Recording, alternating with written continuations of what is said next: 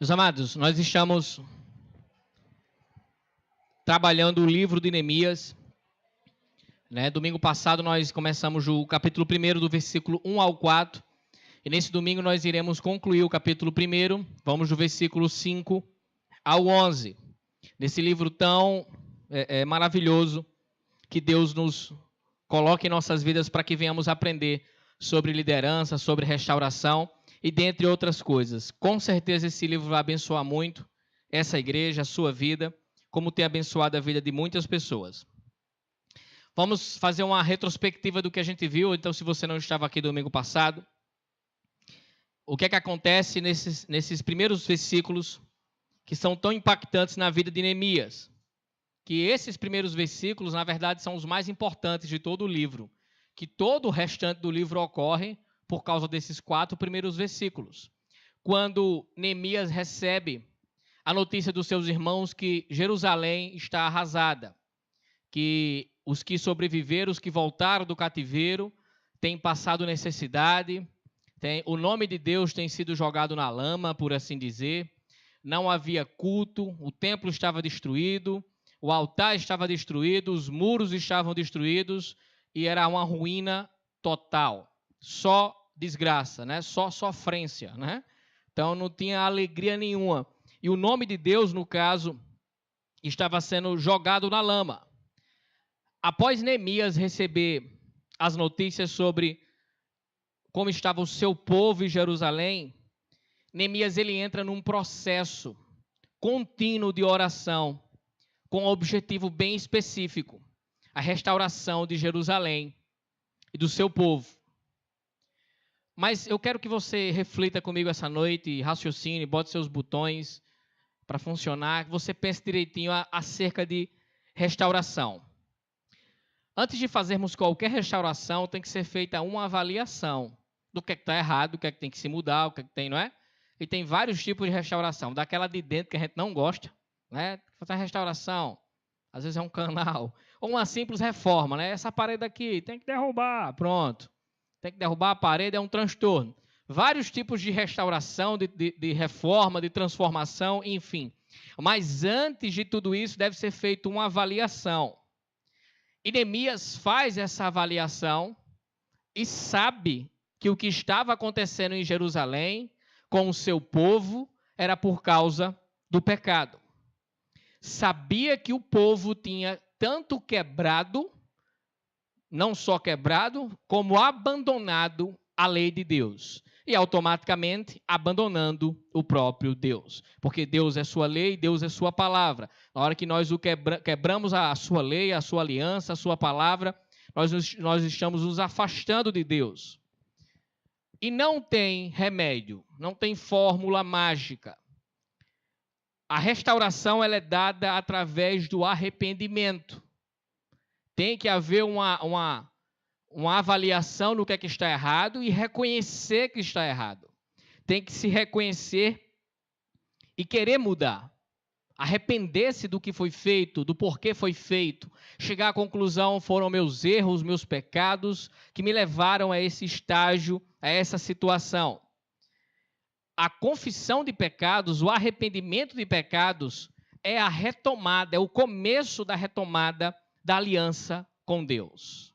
Para se haver uma renovação da aliança, que é o que estamos buscando aqui, com esse livro de Neemias durante todos esses domingos, uma restauração de sua vida, de sua família, do seu ministério, da sua comunhão com Deus, é necessário arrependimento, é necessário restauração.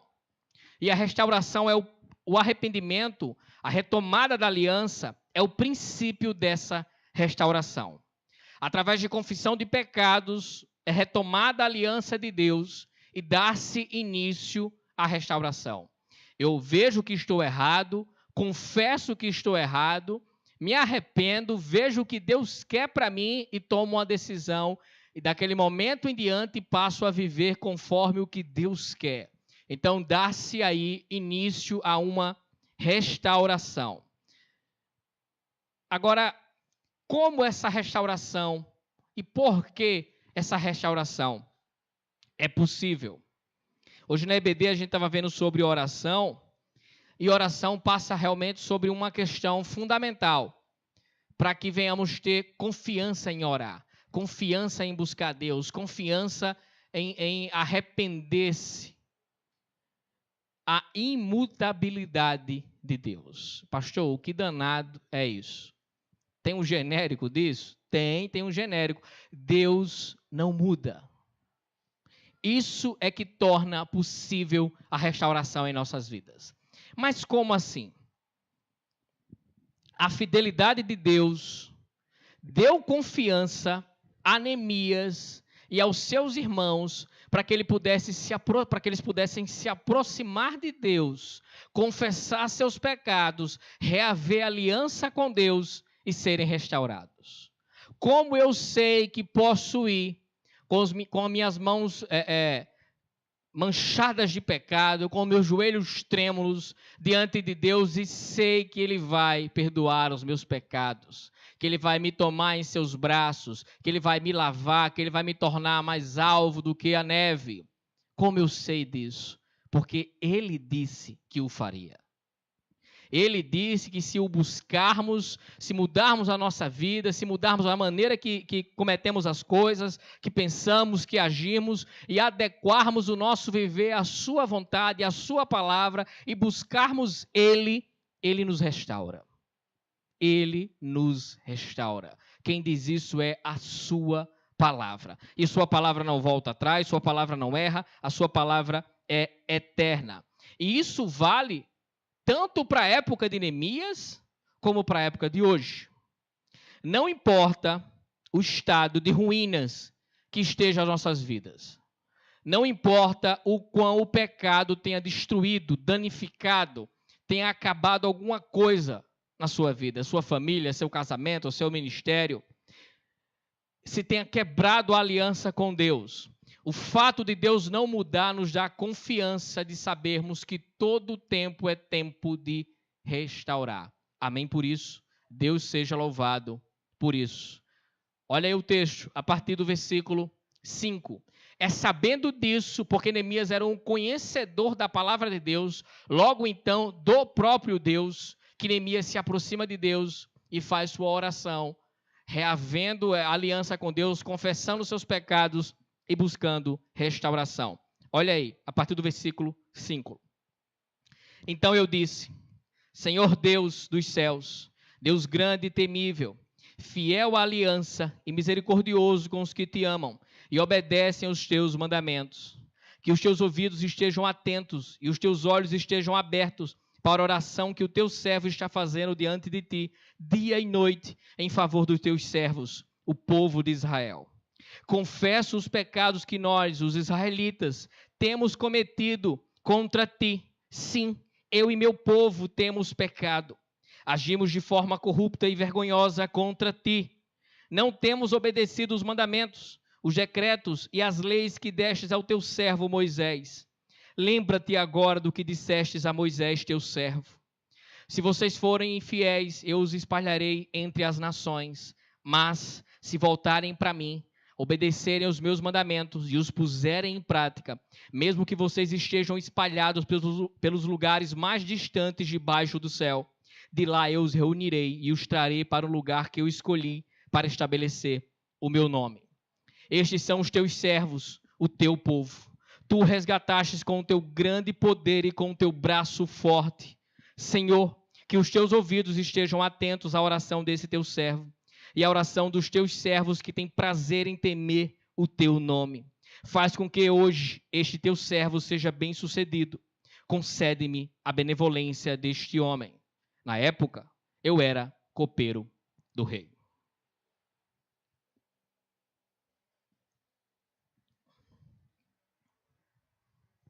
Tá rápido, hein? Meus amados, olhando para esse texto, eu quero trazer uma verdade para os irmãos nesta noite. Que a fidelidade de Deus leva-nos a confessarmos os pecados e a confiarmos nas promessas da sua aliança. Vai ficar aí projetado, os irmãos podem olhar, anotar, tirar foto, enfim. Ou ir no YouTube e assistir novamente. Nossos sermões estão sendo colocados no YouTube. Quarta-feira em diante já está lá tudo que será dito aqui. Você poderá assistir novamente e ser abençoado. Meus irmãos, a fidelidade de Deus leva-nos a confessarmos os nossos pecados e a confiarmos nas promessas da sua aliança. Preste atenção. A primeira questão aqui é a fidelidade de Deus à sua aliança. Quem era o Deus que Neemias estava orando? Eu sei disso, pastor, é o nosso Deus. Sim, isso é fácil. É o Deus da Bíblia, é mais fácil ainda. Mas tem pessoas que não conhecem o Deus da Bíblia. Não tem noção quem é esse Deus. E a gente pode perceber isso na sua oração. A maneira que ele ora, o jeito que ele ora, quem ele diz que é Deus. Deus é tudo. Já sabe que isso aí é genérico demais, ele não sabe nem quem é Deus direito. Neemias começa dizendo o seguinte: Deus dos céus.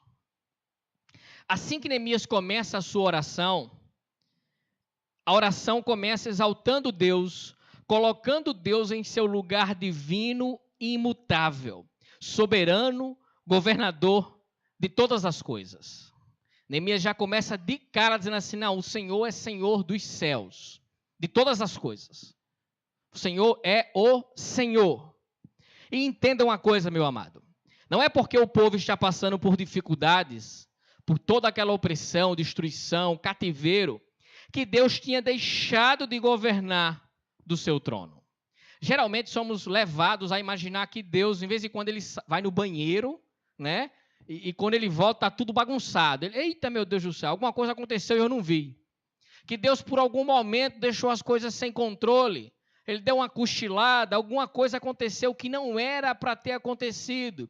Mas, pastor, a gente vê maremoto, furacão, terremoto, a gente vê tantas essas coisas, então Deus deu uma cochilada. Não, meu amado. Não. Não é o que acontece aqui que determina o que acontece lá em cima. É o contrário.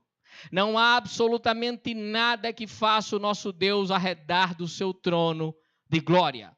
Ele está entronizado para todo sempre. E nada nem ninguém, independentemente do que aconteça, pode negar isso. Deus é Deus e todo poderoso. E tem controle de todas as coisas. Amém? Amém? Deus tem controle de todas as coisas. Neemias entende que Deus é governador do mundo.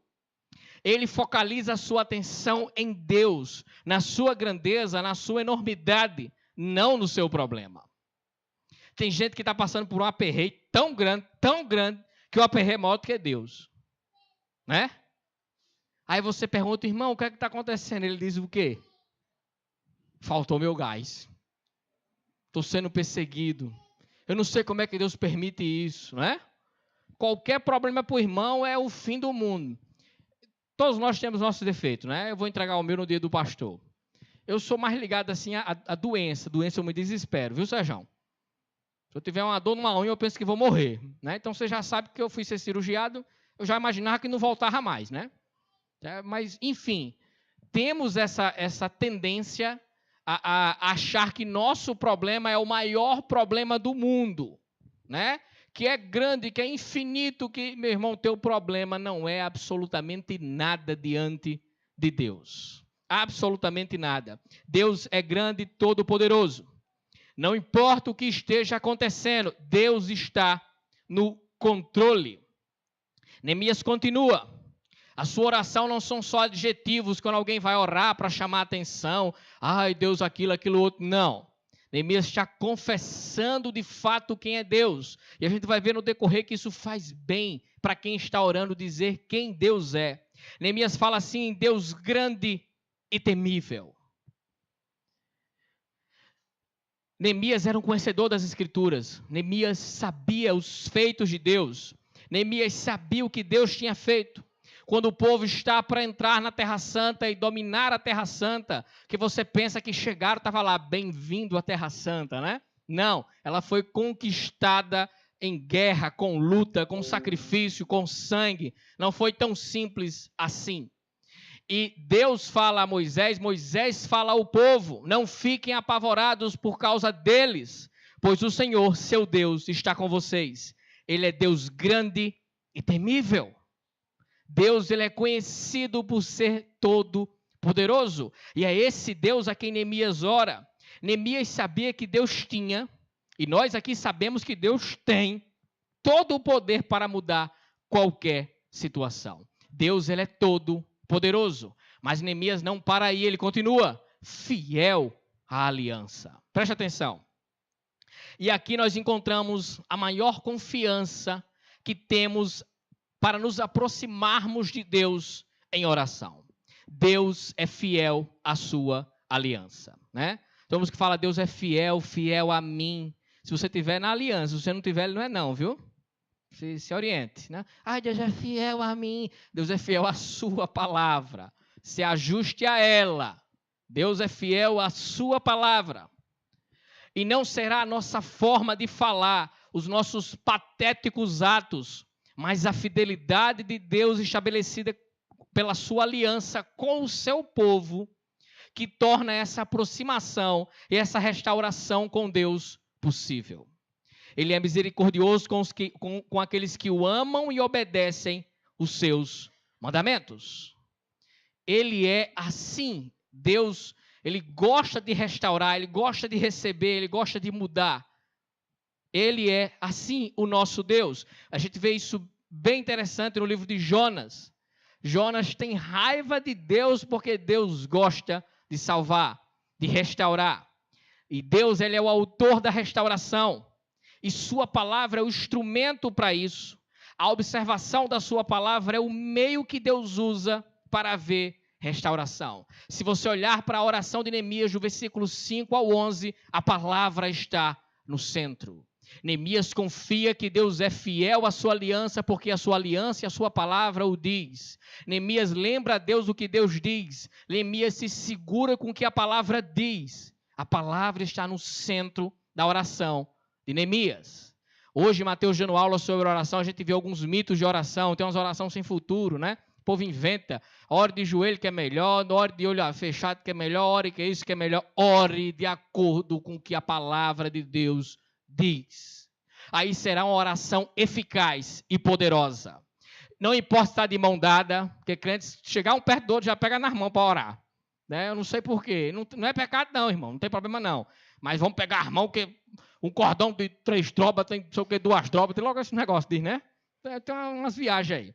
Ore segundo a palavra de Deus. E sua oração, sim, será poderosa. Só conhecendo o bom propósito de Deus para as nossas vidas, só conhecemos o bom propósito de Deus para as nossas vidas se obedecermos a sua palavra. Ele diz assim, ó, que teus ouvidos estejam atentos e os teus olhos estejam abertos para ouvir a oração dos teus servos, que está fazendo de dia e de noite em favor dos teus servos, o povo de Israel. Meus amados, nós somos o povo de Deus. Ele firmou conosco uma aliança eterna. E essa aliança diz que Ele é nosso Deus e nós somos o seu povo.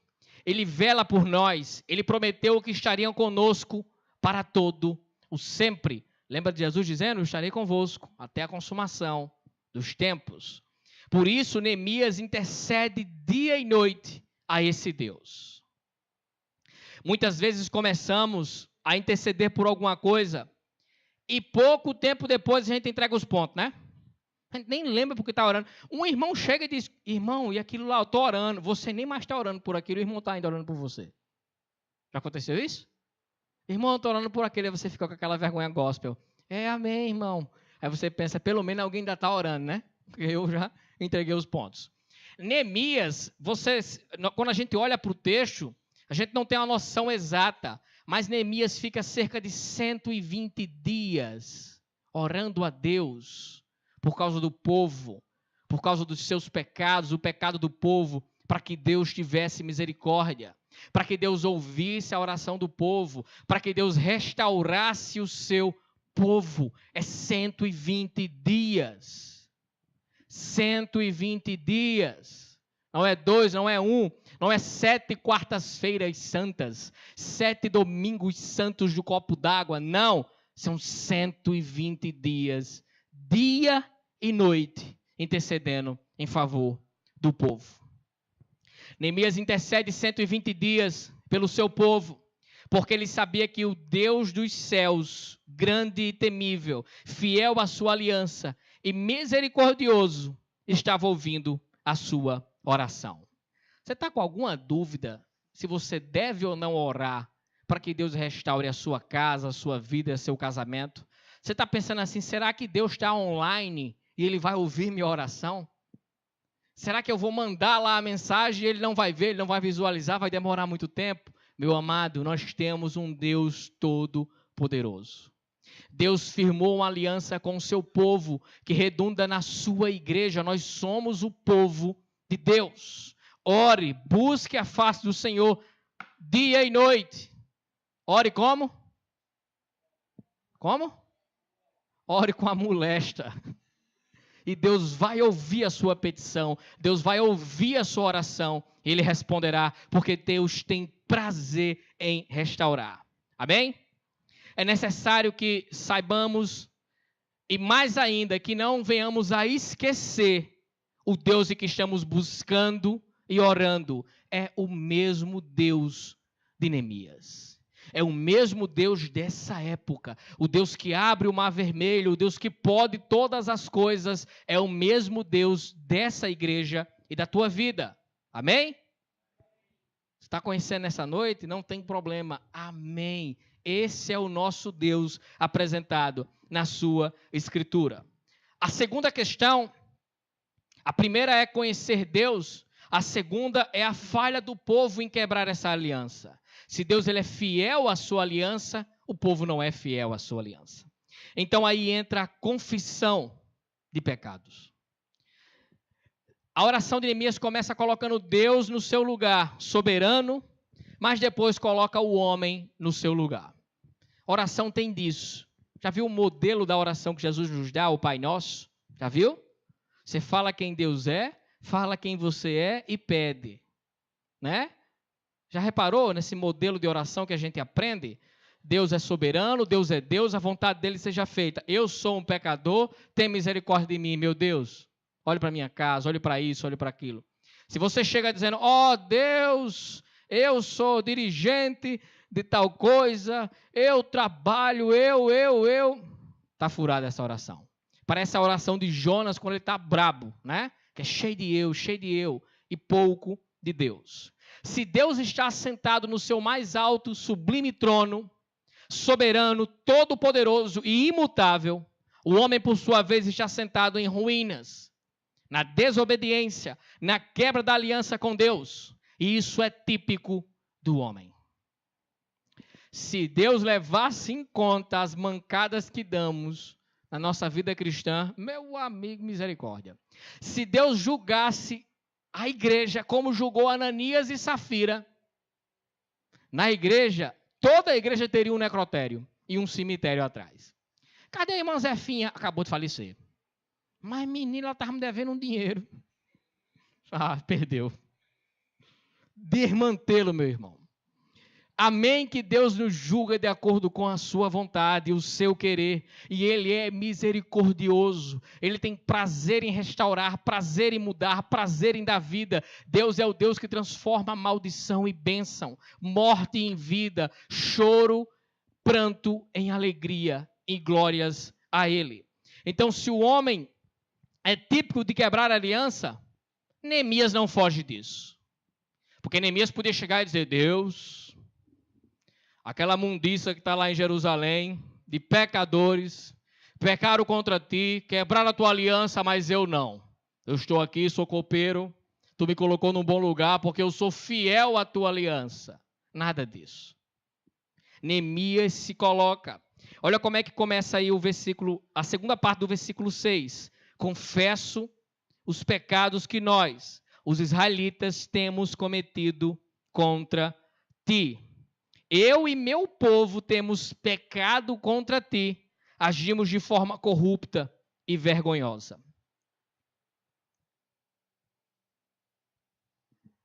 É interessante que, quando nós pecamos, a primeira pessoa que nós atingimos com o nosso pecado é Deus. E Neemias sabe disso.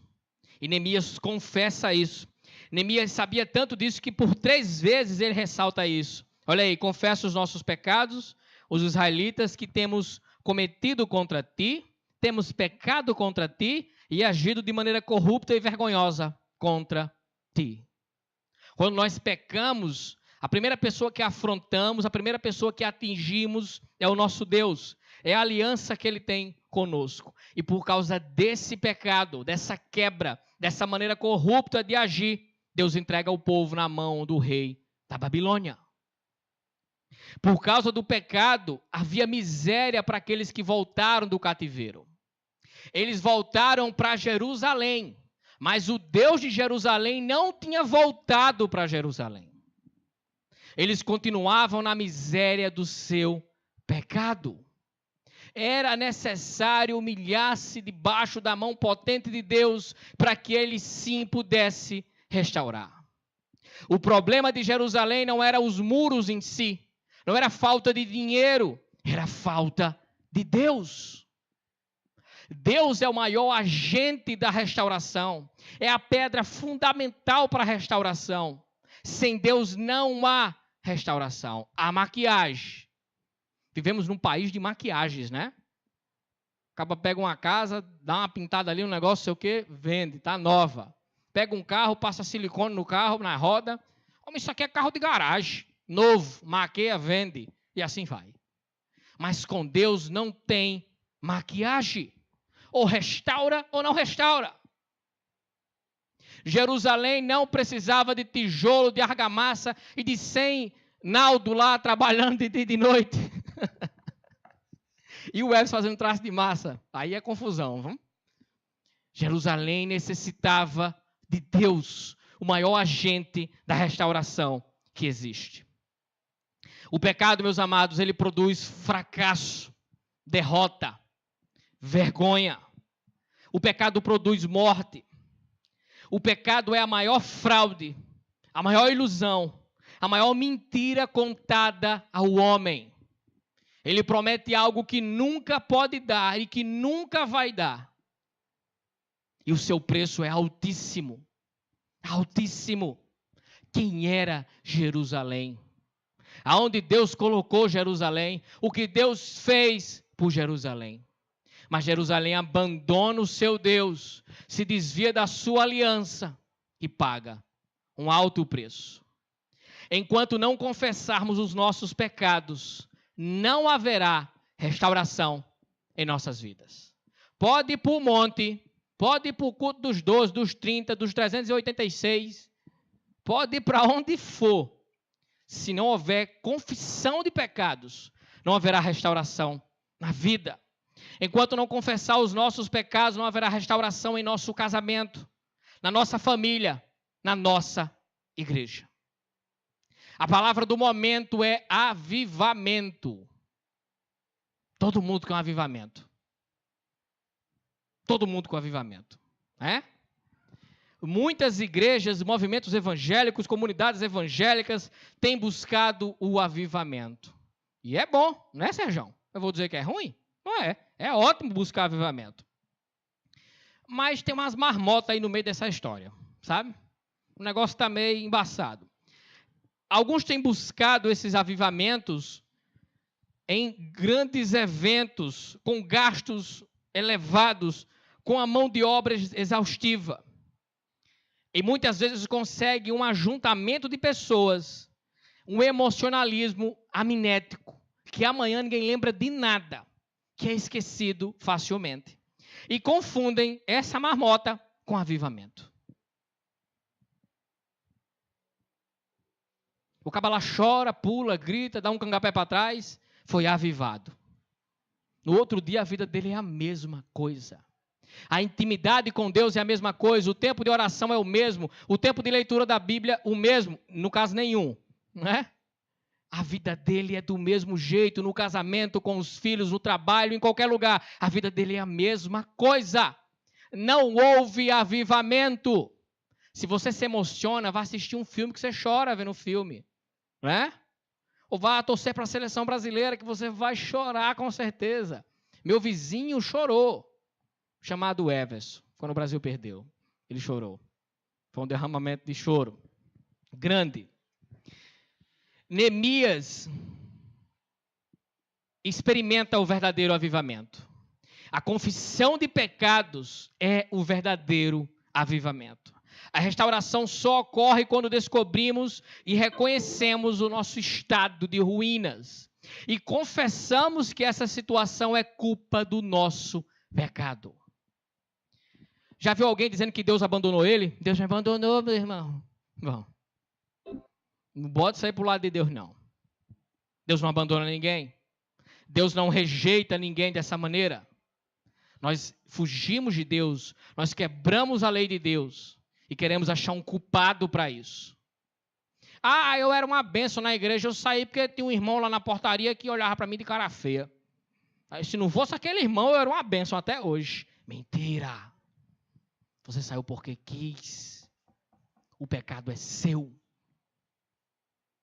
Nós temos pecados de estimação. A gente dá comida, ração, leva no pet shopping, gasta horrores com ele. Ah, isso aqui é meu pecado, ninguém mexe. Aí fala assim, pastor, todo mundo tem pecado, né? Ninguém é perfeito. Eu tenho meus pecados de estimação. Estou tentando matar as pragas, mas é igual o Chuck, você mata, ele volta. Nós temos os nossos pecados. Só na glorificação viveremos sem pecados. Mas sabe o que é que a gente pode fazer? Confessar que tem pecado de estimação. Deus, eu tenho X pecado. Tem misericórdia da minha vida, porque eu sou um sem vergonha. Derrama teu bálsamo, regenera-me, restaura-me. Eu necessito do Senhor. Sozinho não dá. Não há cristianismo sem Deus, não há restauração sem arrependimento, sem confissão de pecados. Neemias e seus irmãos estavam experimentando um reavivamento. Porque ele fala, nós confessamos os nossos pecados. Só é possível restauração desse jeito. O Senhor prometeu abençoar seu povo, mas também disse que disciplinaria se seu povo errasse, se desviasse. Mas também disse que se esse povo voltasse, receberia de braços abertos. Por isso que Neemias confessa seu pecado e o pecado do povo. É necessário renovar a aliança com Deus para haver restauração. É necessário haver renovação da aliança para haver restauração. Através de confissão de pecados, podemos retomar a aliança com Deus, porque o pecado destrói, a sua prática leva à morte, mas quando há confissão, arrependimento, abandono dessas práticas, a aliança é retomada. Os olhos de Deus estão abertos, os ouvidos de Deus estão atentos para ouvir as nossas orações e restaurar a nossa aliança com Ele. Está precisando, meu irmão? Restaurar alguma coisa na sua vida? Passa pela aliança com Deus. Passa pelo que a palavra de Deus diz. Você e eu não podemos sair daqui e dizer, Deus não me disse como restaurar minha vida. Deus não me disse como reedificar a minha vida. O meu casamento, a criação dos meus filhos, o meu emprego, a minha vida. Deus não me diz nada. Pastor, Deus não me fala nada, pastor. Eu vou para um monte para ver se alguém revela.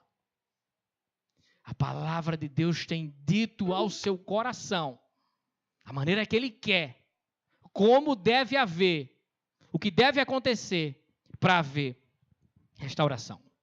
A terceira e última questão é a confiança nas promessas de Deus.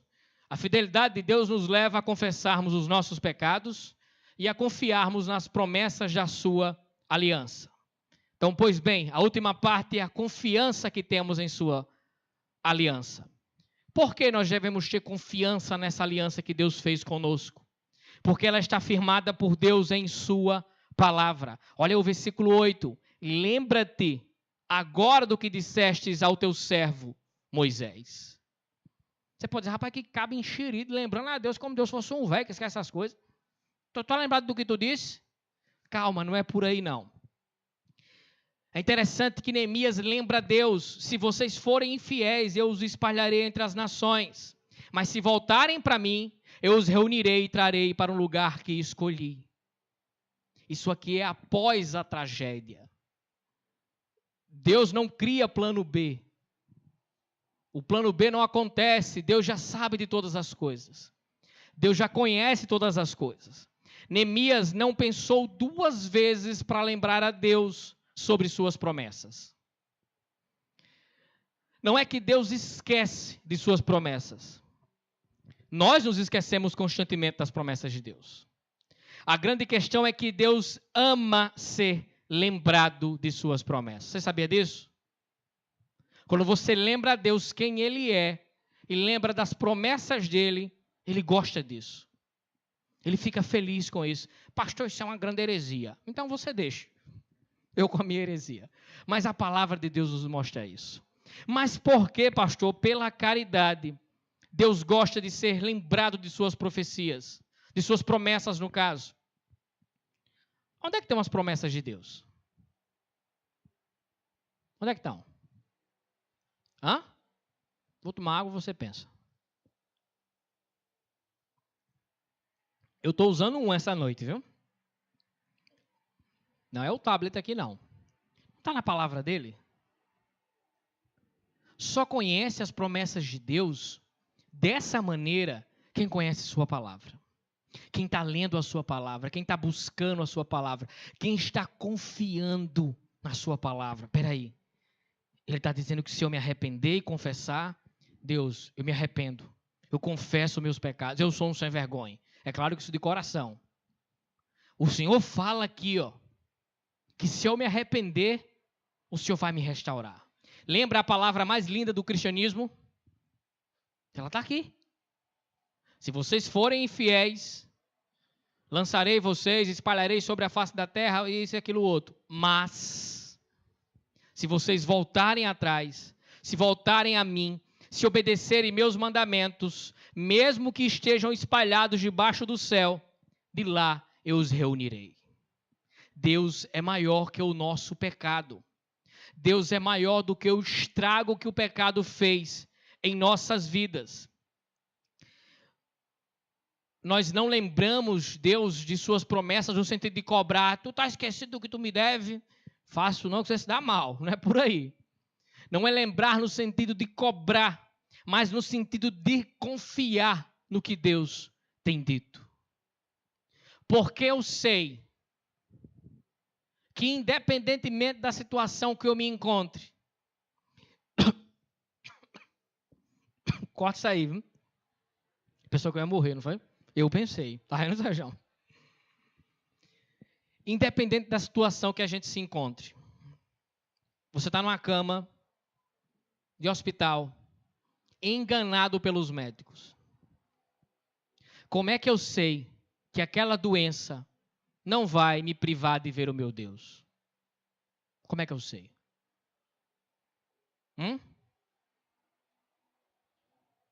Como é que eu sei?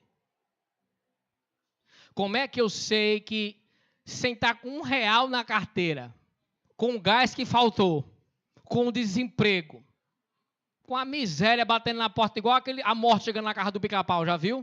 Que ela dá uma risada para cima dele. Como é que eu sei que eu não serei privado do meu Deus? Como é que eu sei? Como é que eu sei que mesmo o meu pecado não pode me privar do meu Deus? Como é que eu sei disso? É uma pergunta de verdade. Como é que eu sei disso? Como é que eu sei, Everson? Como é que eu sei? Pastor, eu sei porque o senhor me disse agora. O que é que a palavra de Deus nos ensina? Romanos 8. O que é que nos separará do amor de Deus que está em Cristo Jesus? É a morte? É principados? É potestades? É fome? É espada? É nudez? É perigo? É o porvir? É altura? É profundidade? Ou alguma outra criatura? O que é que nos separará do amor do nosso Deus? Absolutamente nada. Isso é uma promessa na palavra dele. Se eu estiver no leito, se eu estiver na fome, se eu estiver na miséria que for, eu posso olhar para o céu e dizer assim: eu estou me acabando aqui. Eu estou me esvaindo aqui. Mas eu sei que verei o Senhor como o Senhor é. Porque tua palavra me diz isso. Isso é uma promessa de Deus. Isso é uma promessa de Deus nas nossas vidas. Amém? Mas não acabou. Preste atenção. A imutabilidade de Deus, o fato de Deus não mudar, nos dá confiança. Porque devemos confiar nas promessas de Deus? Porque elas foram firmadas na sua misericórdia. Mas se vocês voltarem para mim, não é assim que Deus diz? Neemias tinha confiança na restauração de Deus. Deus sempre está pronto para perdoar nossos pecados. Deus sempre está pronto para nos restaurar, para mudar nossas vidas. E como eu posso saber que Deus realmente perdoou meus pecados? Quando eu me arrependo e quando eu confesso. Tem pessoas que cometem um pecado, pede perdão a Deus, pede perdão à pessoa, ajeita tudo, mas ele não se perdoa.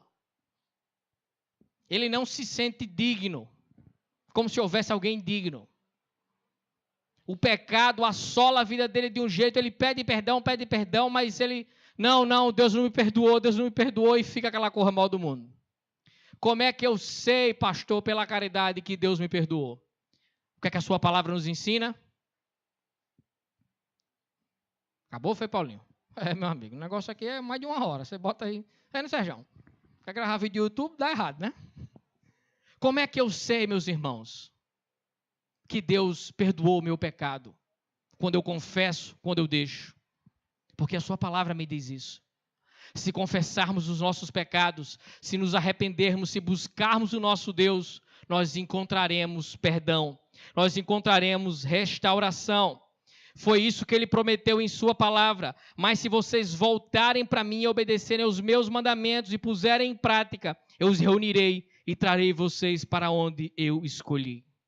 Em outras palavras, eu mudarei a vida e a história de vocês. O último ponto em quem podemos confiar nas promessas de Deus é que elas foram firmadas no amor de Deus ao seu povo. Ainda que sejamos infiéis, Deus continua sendo fiel. As nossas fraquezas não anulam a eleição de Deus. O nosso pecado não faz com que Deus nos ame menos. Você não tem nada que você possa fazer que Deus lhe ame mais. Como não tem nada que você possa fazer que Ele lhe ame menos. Mesmo quando pecamos, não deixamos de ser o seu povo. Olha o que Neemias diz. Esses teus servos, o teu povo, que tu resgatastes com grande poder, com o teu braço forte. Senhor, que teus ouvidos estejam atentos à oração deste teu servo e à oração dos teus servos que têm prazer em teu nome.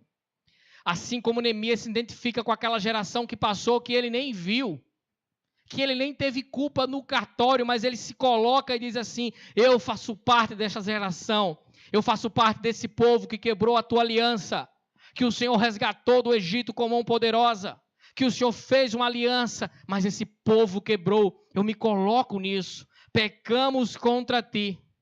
Mas da mesma forma, Neemias sabe que mesmo aquele povo que pecou contra o Senhor e quebrou a sua aliança, não deixou de ser o seu povo. Não deixou de ser aquelas pessoas que Deus escolheu. Não deixaram de ser. Neemias sabia que o povo havia quebrado a aliança, mas Deus não havia quebrado a aliança com o povo. Agora ele e seus irmãos clamam pela misericórdia de Deus. Neemias sabe que ao trazer o povo cativo para a Babilônia, e depois levar o povo de volta, restituir o povo, isso passaria pela misericórdia de Deus. Neemias sabe que houve uma disciplina muito grande porque o povo havia abandonado Deus, mas sabia que Deus poderia restituir, saberia que Deus poderia traçar uma nova história. Você já viu que pessoas falam assim? Deus pode escrever uma nova história na sua vida. Tem gente que fala isso, até que vai evangelizar, né? Não diga isso não, meu irmão. Não diga que ele pode, não. Diga que ele já escreveu. Já está escrito.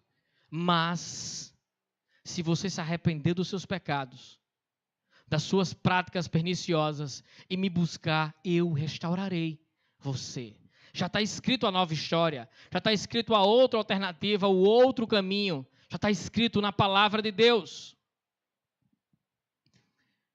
E Neemias sabia que ele tinha uma dura missão à frente. Ele sabia que o rei há pouco tempo tinha embargado a obra com Esdras. E ele tinha que estar diante do rei e dizer assim, me libere para ir lá. E era bronca. Ele era o braço direito do rei, o copeiro.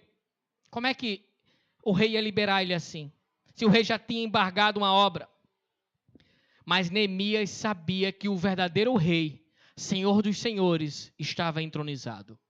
Neemias sabia que se houvesse a misericórdia desse Deus primeiramente, houvesse a benevolência desse Deus primeiramente, seria fácil, entre aspas, passar pelo rei. Porque Deus poderia dobrar o coração do rei. E eu concluo dizendo que Neemias entendia que o Senhor ouvia as suas orações e que perdoava os pecados seus e do seu povo. A confissão de pecados levou o povo a restabelecer a aliança com Deus. O fato de Deus não mudar deu confiança a Neemias e aos seus irmãos. E assim deve ocorrer conosco. Não importa o pecado que tenhamos feito, não importa o que ele tenha destruído em nossas vidas, o quanto ele tenha nos afastado da comunhão com Deus. O caráter de Deus é imutável. Ele não muda. Se confessarmos os nossos pecados, se deixarmos a sua prática, ele vai nos restaurar. A fidelidade de Deus nos leva a confessarmos os nossos pecados e a confiarmos nas promessas da sua aliança. Deus nos abençoe e nos guarde. Domingo nós continuaremos com o livro de Neemias.